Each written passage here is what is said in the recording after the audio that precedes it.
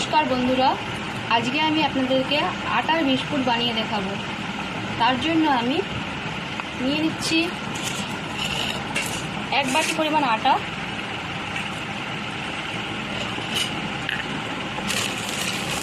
তারপর হাফ বাটি পরিমাণে সুজি আর স্বাদ মতো একটুখানি নুন, হাফ চামচের মতো নিয়ে এটা প্রথমে ভালো করে মিশিয়ে নিলাম। তারপর এর মধ্যে ময়ামের জন্য 4-5 চামচ আমি সাদা তেল নিয়ে নিলাম।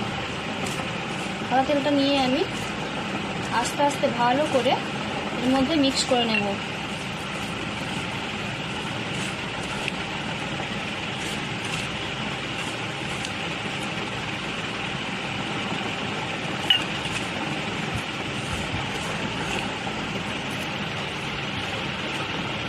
দেখুন বন্ধুরা, আমি ভালোভাবে এটা মিক্স করে নিয়েছি আর এটা কীরকম ঝুরঝুরে টাইপের হয়ে গেছে।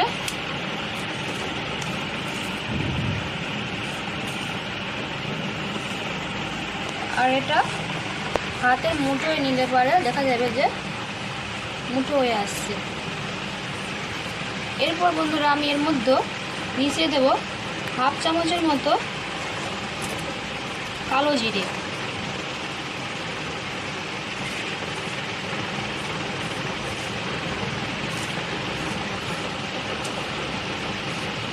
তারপর আমি এই বাটির আধ বাটি পরিমাণে লিকুইড দুধ নিয়েছি। এর মধ্যে আমি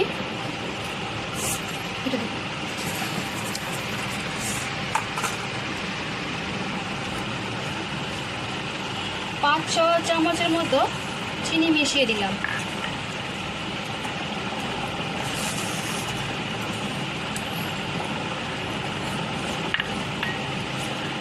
এবার আমি আস্তে আস্তে ওই দুধটাকে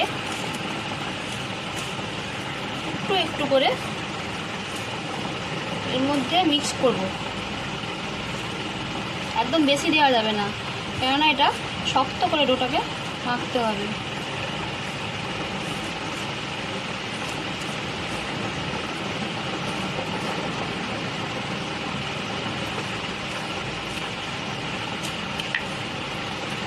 আপনারা যে যেমন মিষ্টি খাবেন সেই হিসাবে চিনিটা একটু ব্যবহার করবেন।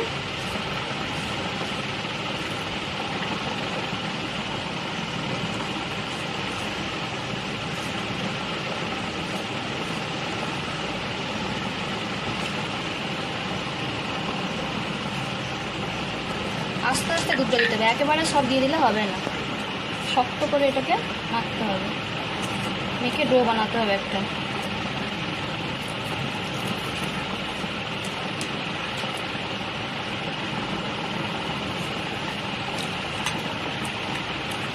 আমি চিনিটাকে পুরো গুলে নিইনি, দানা দানা মতো চিনিটা রয়ে গেছে।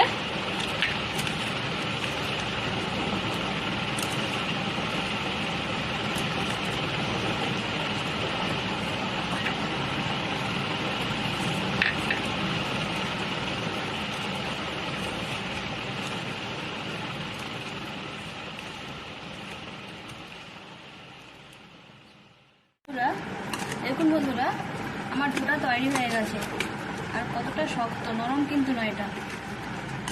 এটাকে আমি এবার দুভাগ করে নেব, দুভাগ করে বেলে বিস্কুটের মতো তৈরি করব।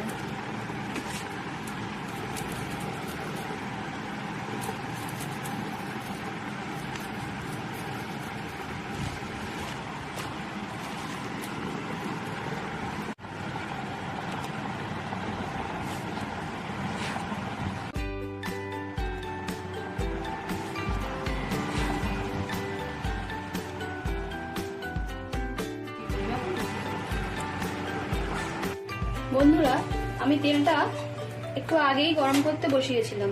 তেলটা গরম হয়ে এসছে। আমি এবার বিস্কুটগুলোকে মিডিয়াম আঁচে ভেজে নেব। গ্যাসটার আঁচটা হাই করা যাবে না, কারণ বিস্কুটগুলো পুড়ে যেতে পারে, তাই জন্য আমি মিডিয়াম আঁচে দেখে ভেজে নেব। বিস্কুটগুলোকে।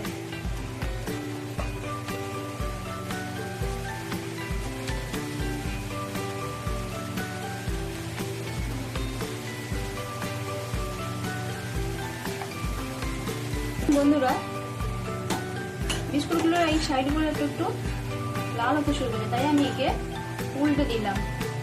এবার সবগুলোকে উল্টে নেব, উল্টে মিডিয়াম আছে রেখেও ভেজে নেব।